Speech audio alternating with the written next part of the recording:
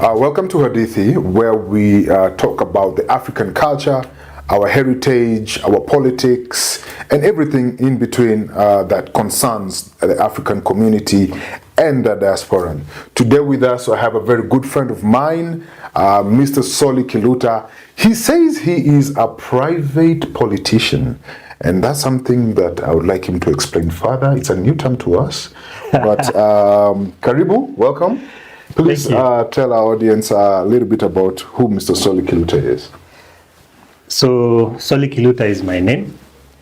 I'm a father, a businessman, an entrepreneur, and a private politician. I think in the last elections, I was vying for office. Like every politician, I was vying for public office.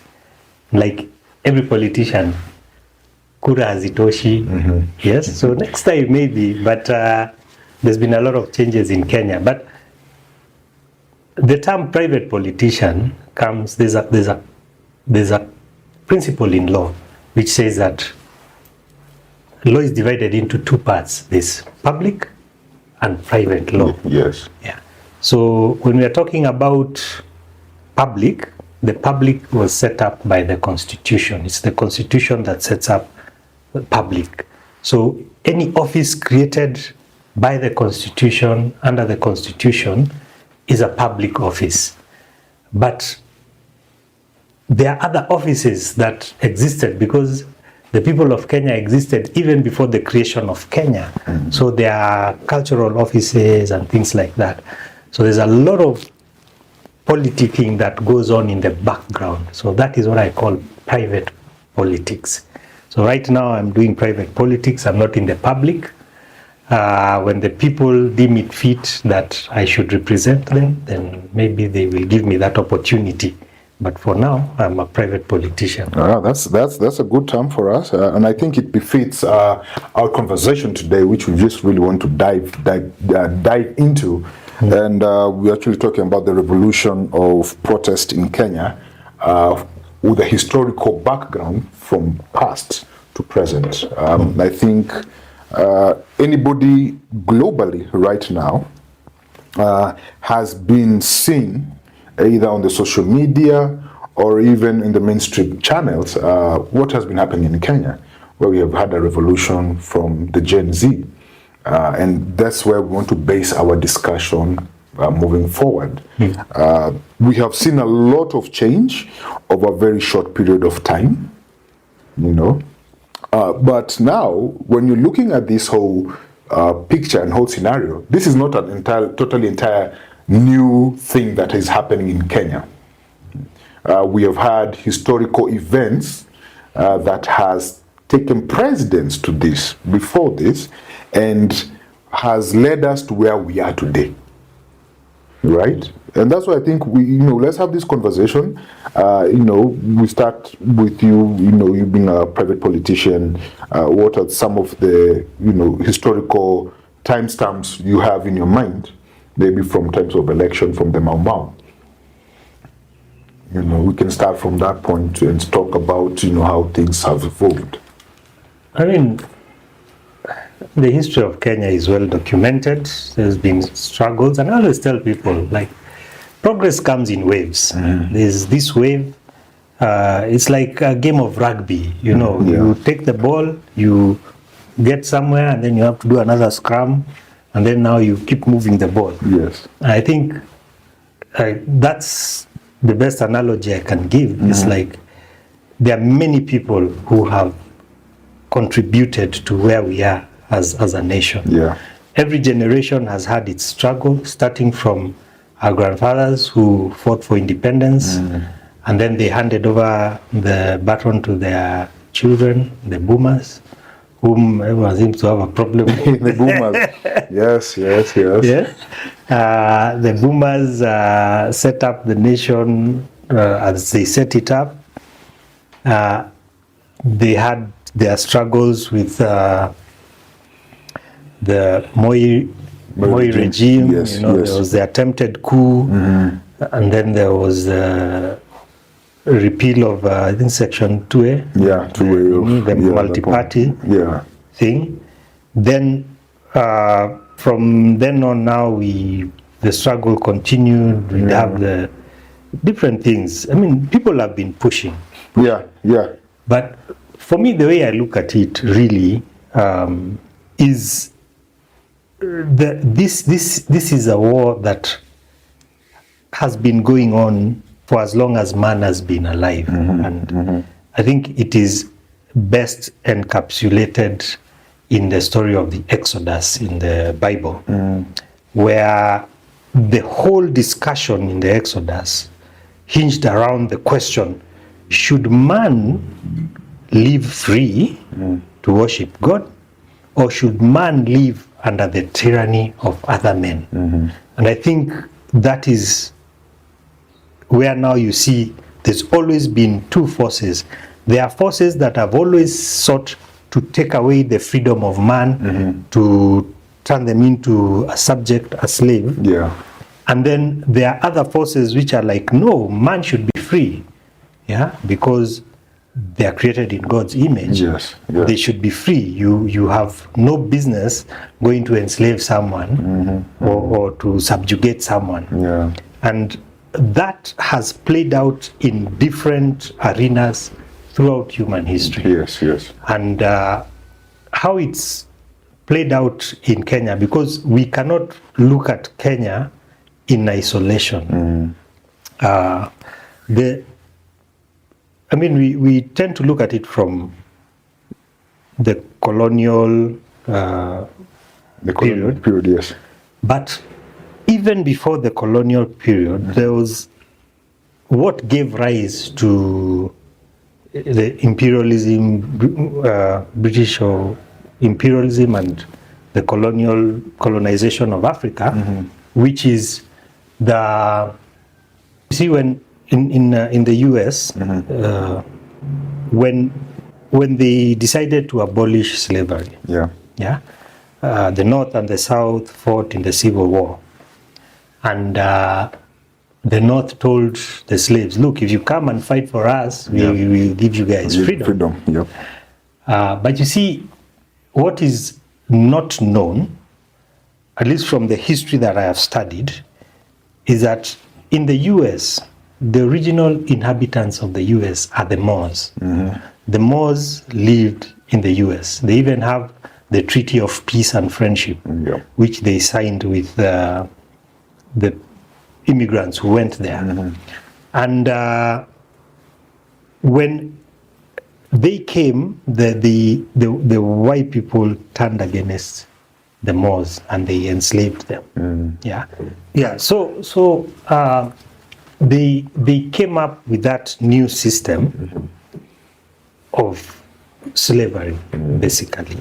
And they realized that this system is effective, is good. And a decision was made that now let us roll out this system across the whole globe. And that was when now they started now giving African nations independence. They subdivided them, they sat down, they decided, no, this here, me, I have some interests here. So let's carve up what Kenya was carved up, and so then that's someone how colonization kicked in. Yes. Someone sat and said, but I really like Mount Kilimanjaro, and the Queen was like, oh, I'll cut it for you. Take. You know what they did? Totally disregarding any territorial borders that the nations that were already there had. And that whole thing started even before that. There's something, after the Roman Empire fell, it broke down into the different islands. Let me call them islands, because they're very tiny nations. You see a country with 100,000 people, and they're like, oh, we are a country. Yet here there are tribes that have millions of people. And they can't. That's coming back to what you're saying about how they cut up the nations of Africa and giving us even the background of the Moors in the US. These are the indigenous people. Even by the time the colonizers come to Kenya, they find the Africans who are already surviving and thriving. Now you have come up here and you have told us, one, we have a better way of life, we have medicine, we have all these, whatever they're going to call them, all the shenanigans, but now in terms you are trying to take away from us. Yeah. So there's that freedom my tribe, my people were used to. Then here comes the Mzungu and comes up with a new world order. Yeah, and pretty much we're being colonized. And now they subject this to us. That this is the new way of life. Yeah. And I think that's why now when it's very interesting to understand the exodus of things. Why did the Mau Mau uprising happen? Why? So I was getting there. Yes. So now,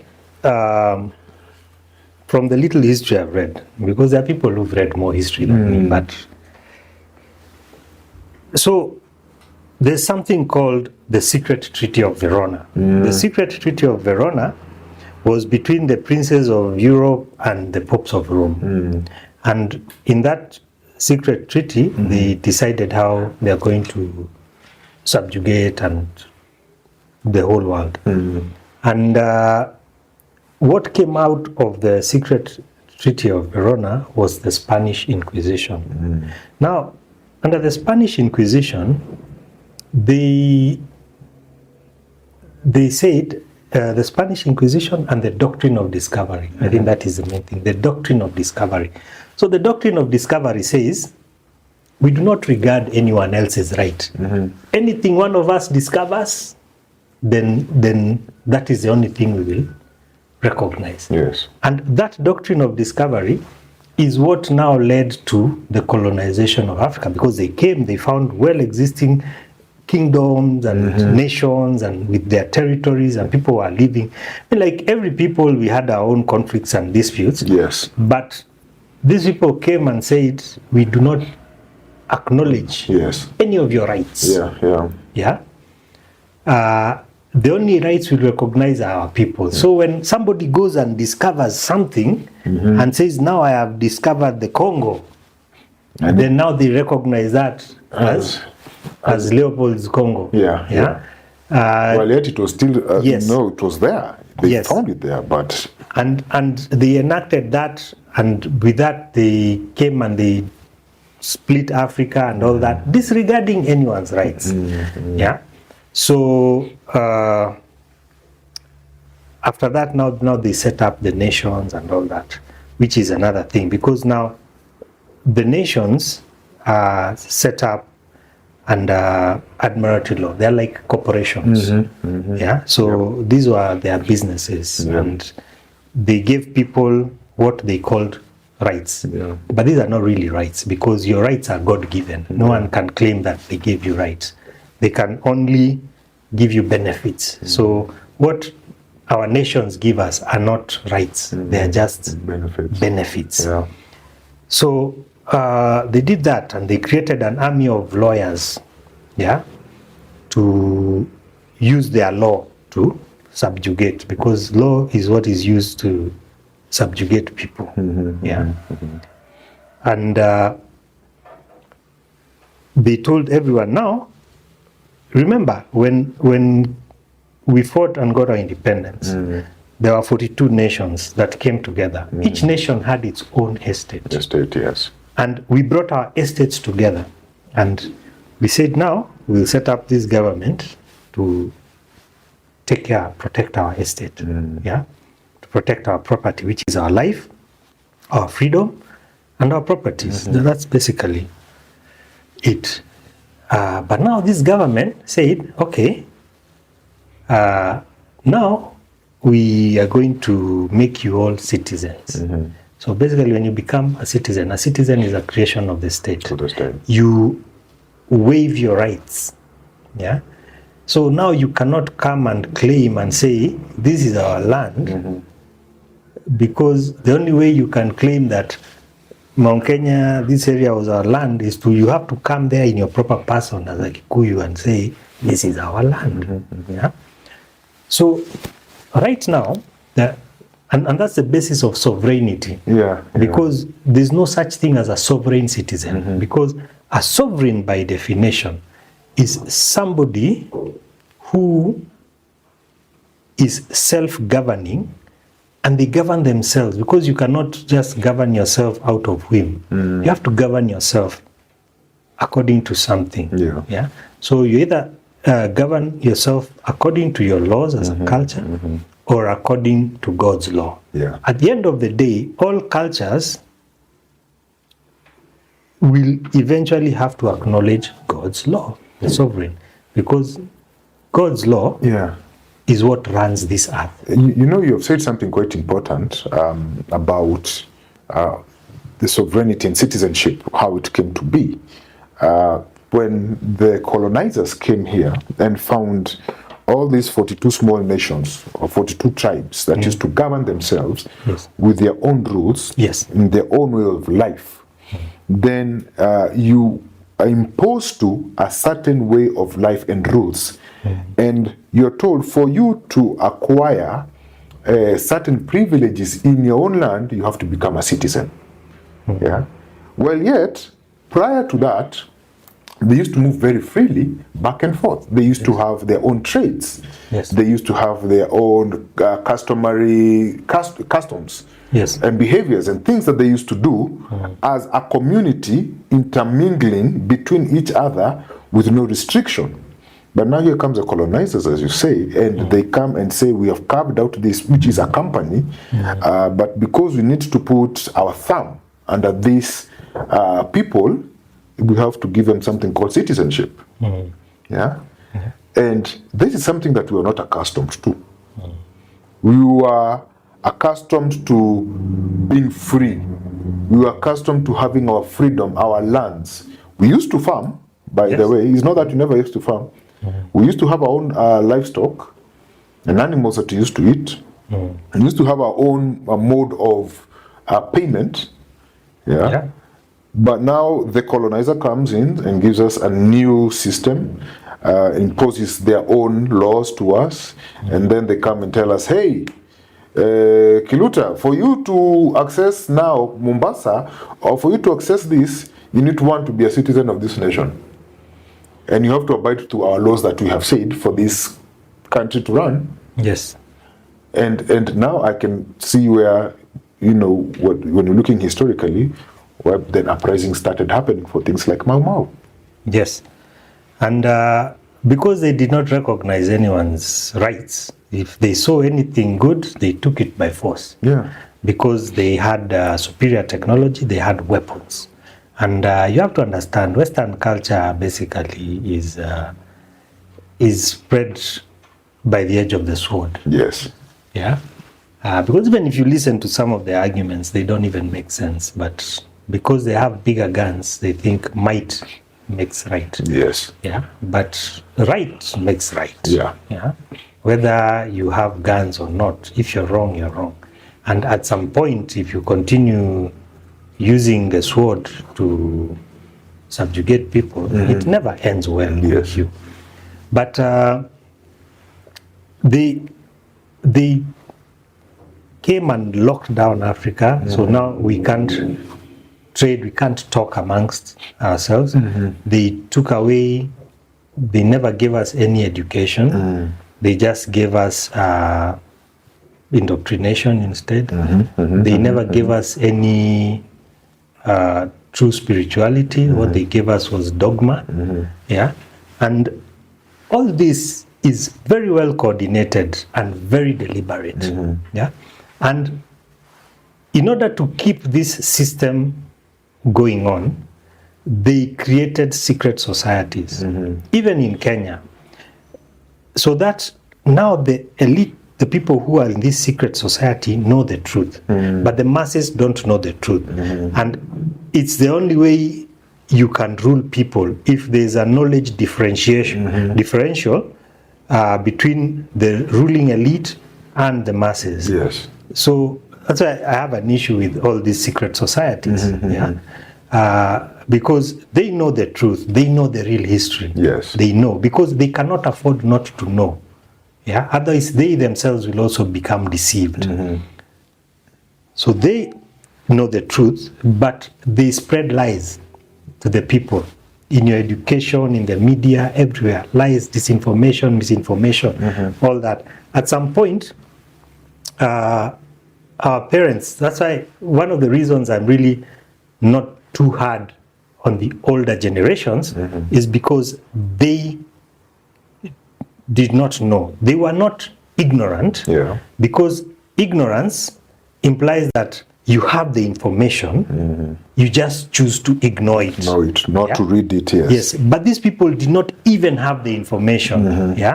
So there's a word for that. It's called nations. So where you don't know because you don't even have access to the information. But when you have the information and then you claim, now I know the truth, but you just look the other way, that's ignorance. And ignorance is very dangerous, because now this is what has led us to what is happening now in the Gen Zs, because in today's day and age, the information is there.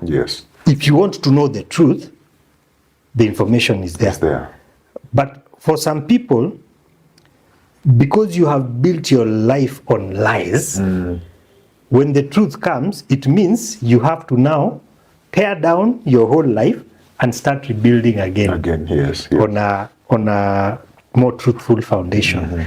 And many people are not willing to do the work. You can see them in religions, in different, because you come and tell the people, look, black people are the Israelites and all that. If you look even at our cultures and the Israel, they will not. Because they were sold the lie that we are the heathens and our cultures are evil. That would mean now you come to the people and tell them, now if the Hebrews were black and that was the Hebrew culture, then why have you been telling them that their cultures are evil, they are backwards and all that? It's a more of an oppressive system that tries to put them down. So me, I don't want to get into the church too much, but I say at some point there will be a day of reckoning for the church where they will have to face the truth. Now, besides that, now, today, especially if you look at the season, you see that we have also transitioned, even at a spiritual level, or let me call it, the way they say, we are now entering a new age. And the age we are entering in is now characterized by truth and brotherhood. And the truth is there, the information is there. And the young generation, they are interrogating this information and they know. And they know what is happening. So there's some people who say what's happening now is an age gap thing. No, it's not an age gap thing. It's an information gap.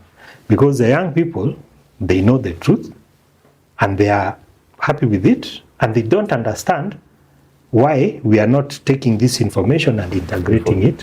Following us. One of the things that is coming out clear, and that was a perfect explanation of the history of how we have come to where we are right now. And one of the things that for me, I think, resonates with the current situation happening, we go back to history, as you said. Now, look, when the colonizers came in, one thing, you cannot oppress someone who has tasted freedom. So, when you look at how the Mau Mau fought for freedom, it's not because that they did not have much knowledge as, let's say, today. The knowledge was not as disseminated as today, but the knowledge that they have was more of reality. They, one, did not like how they were treated. Two, they did not like, as you said, they had their own beliefs, and another belief that has been pushed down on your throat. There's no freedom of movement, right? There's no freedom of movement. And you find people are like, no, come on, And that's what you're saying. whatever is happening over generations, if you look at it, even as you started, I'm sure the Moors in the US, there was a revolt towards that. Yeah, the more people start getting oppressed, the more revolutions start popping up. Yeah, look at now when you're talking about the Kapongore 7, yeah, who were jailed because of independence. Right? Allegedly. Historically, they tell us they put them in there. Yes. So because again, it was all political, very political, as you say. There's something that you said. Most of these things were created as a new way of slavery, right? You know, there's something that they say. The people in the background, and they say, when the people need a liberator, we will provide them with one. Yeah. So the question is these liberators, and that's why the Gen Z thing is really giving them a hard time, because the Gen Zs are saying we are leaderless, we are tribeless, we are all that. Yeah. So they don't want someone to put, because the Gen Zs, they have access to information. They can see historical pattern. You go to TikTok today, you search, you get a good education on history on any subject you want. So they know that what will happen is that these guys are just going to provide someone, put them in their pocket, and then they'll subvert the whole thing. So people are now even beginning to question why these so-called liberators that we've had in the past, anyone who never towed the line ended up being killed. Or anyone who came to their senses and say, no, what is happening is not right, ended up being killed. You know, they say, when your enemy praises you or praises something, there's a problem. There's a problem. So when you ask yourself, okay, fine, we have all these liberators. Even someone, going back to even, like now I was just looking at Nelson Mandela, for instance. I mean, he did Robben Island, whatever. But there's a picture of him I saw where he was awarded, I think he was a Knight of Malta. Yeah, that's another secret society. You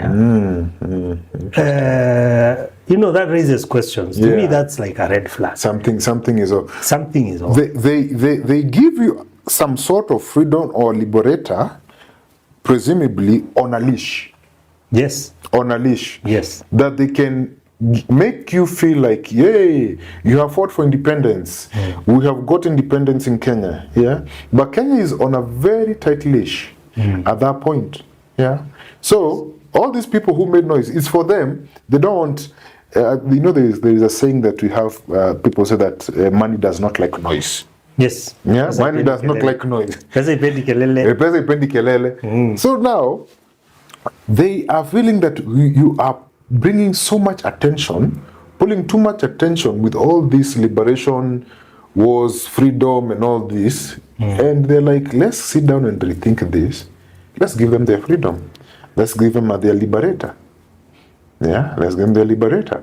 And when you're given that liberator, as you're saying, one, he's given very tight rules, very tight stipulations. And I think there's a pattern, as you're saying, when you look toward independence to where we are right now. You're on a tight leash. Yeah, because Kenya tumepewa independence, right? Tumepewa independence, that's what we fought for. In physics, they say, out of every action, there's a reaction. Yeah, positive, bring positive and positive, it either repel, and then positive and negative will attract each other.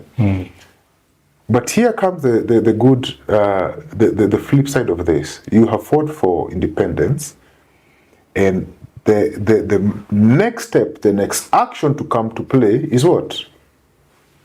You're given what you wanted. You are free. Kenya has been given its indie. But are we free really? Thank you. We've been given independence. Yeah.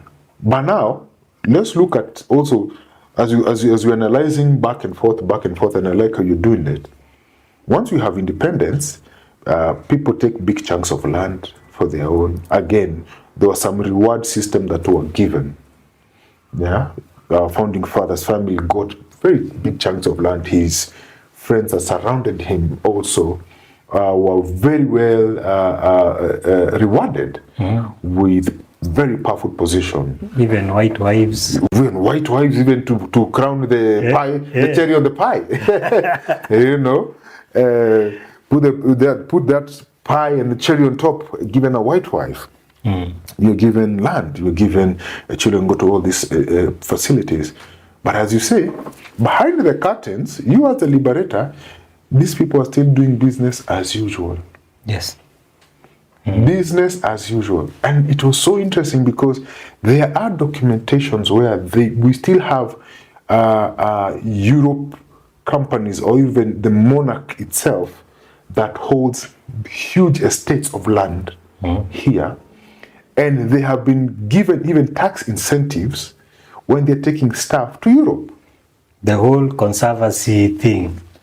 And the whole conservancy thing that is actually happening. I like Mordecai Ogada, who he really calls them out and points out all the injustices. Yeah.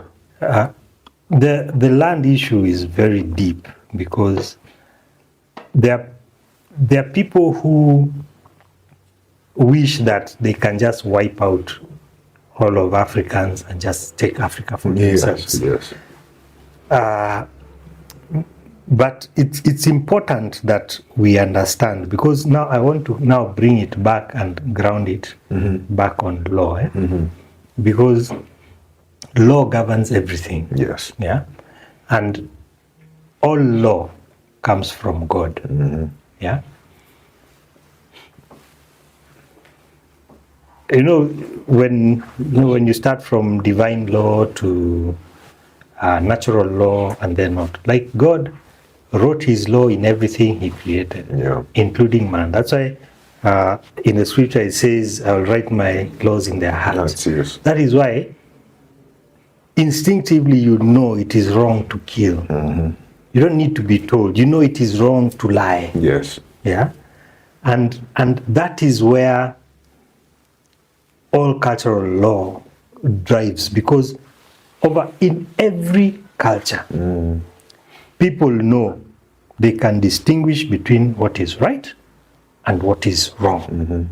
And this is because we are all created in God's image, which means there's a spark of the Creator in each and every one of us. That's why you're able to see and say, no, this is not right. Yeah. That's why the Mau Mau didn't need to go to school. After interacting with the Mzungu, with all his glory and everything, after some time they realize, something is not right. Not right, yeah. Because that written law in their heart already tells them. It already tells. And that is what is called common law. Yeah? Common law, as in common law. L-O-R-E. Common law. Coming from the law of the people of the land, the folklore of the people of the land. Okay. Yeah? Not to be confused with English common law.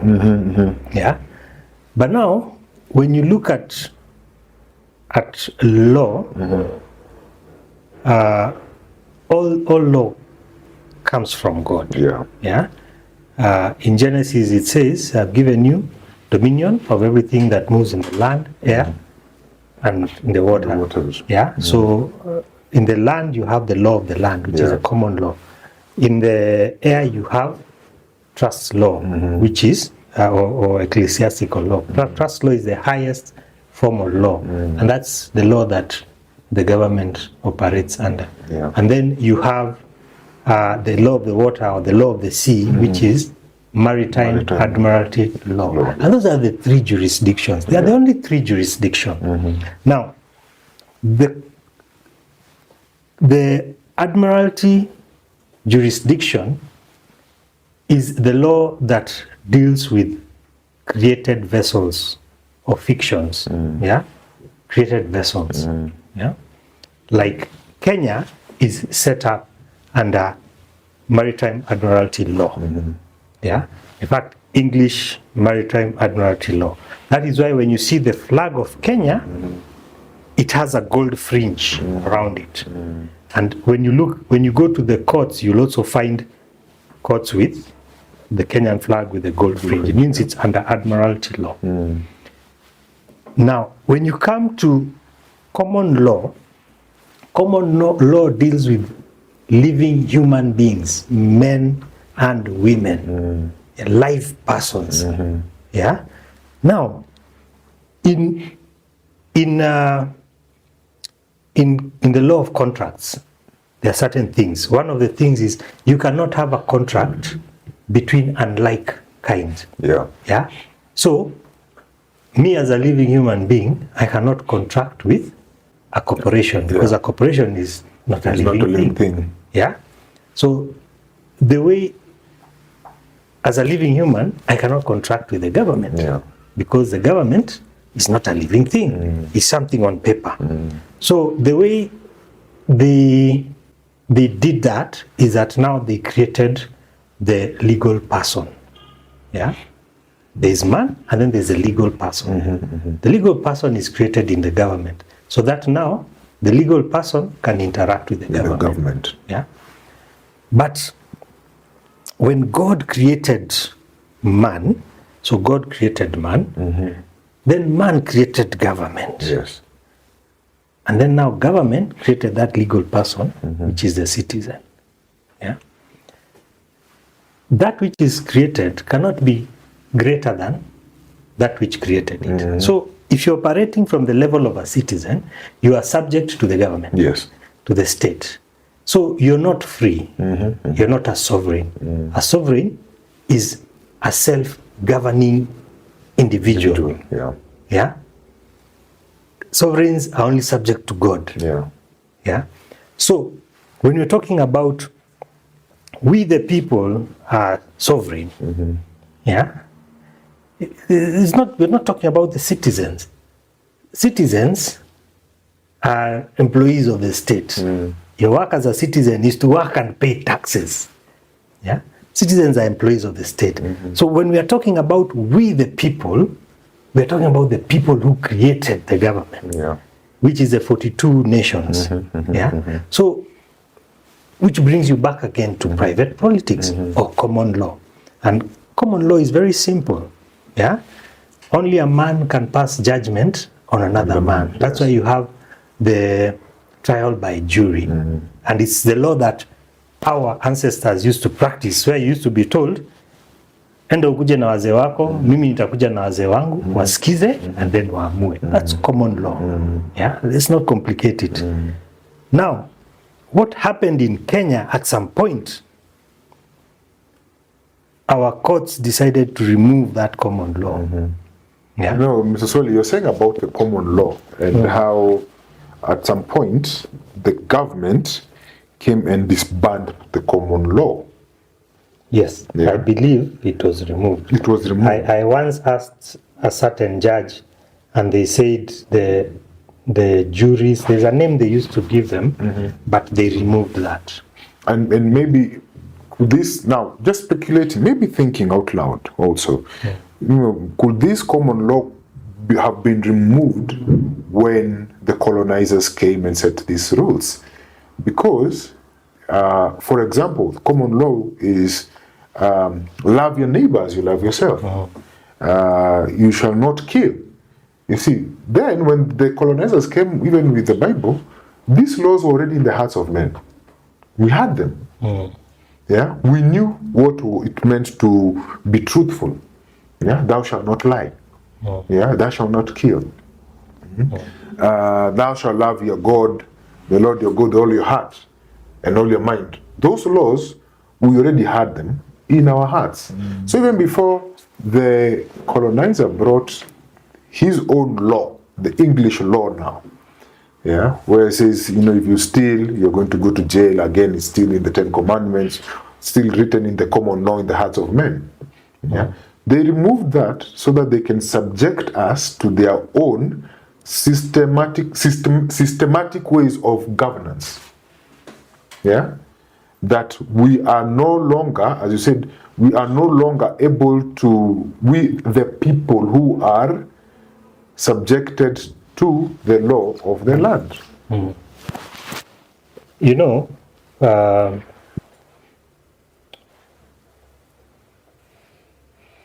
in the Bible, Jesus,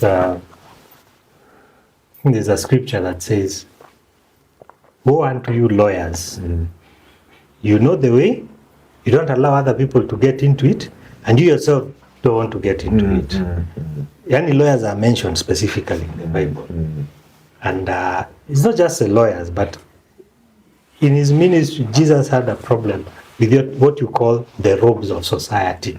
The robes of society, the teachers, the lawyers or the judges, yeah, which includes also the politicians, all that, and the doctors, yeah, those are the robes of society. The work of the robes of society is to cover the society, from evil, to protect the society, but they are not covering.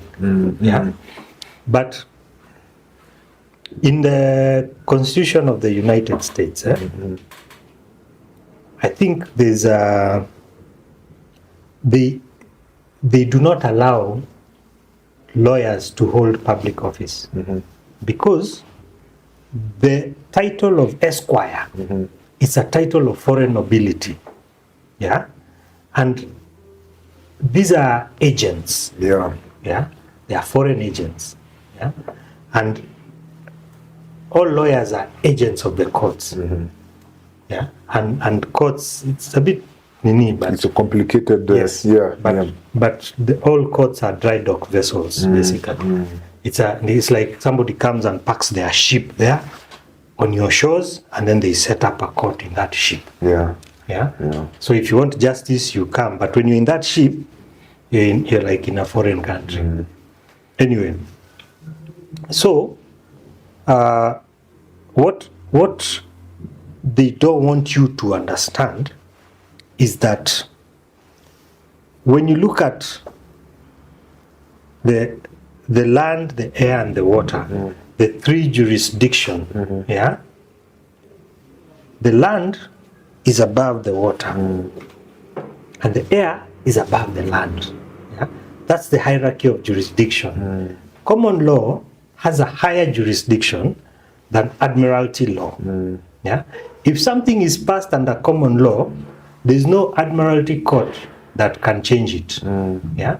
And trust law has a higher jurisdiction than even common law. Trust law is, I really like trust law. It's the way I understand it, it is the law of stewards. It's the law that governs the things that exists not for themselves but for others. Like under trust law, there's something they called, you have a fiduciary responsibility, a very high level of being ethical, integrity is required under common law. Now, under trust law, sorry. And you have a fiduciary responsibility in any of the nini that falls under the robes of society require fiduciary, including leaders. Yeah. And that's why even in the Bible it says, if you're a teacher, be careful.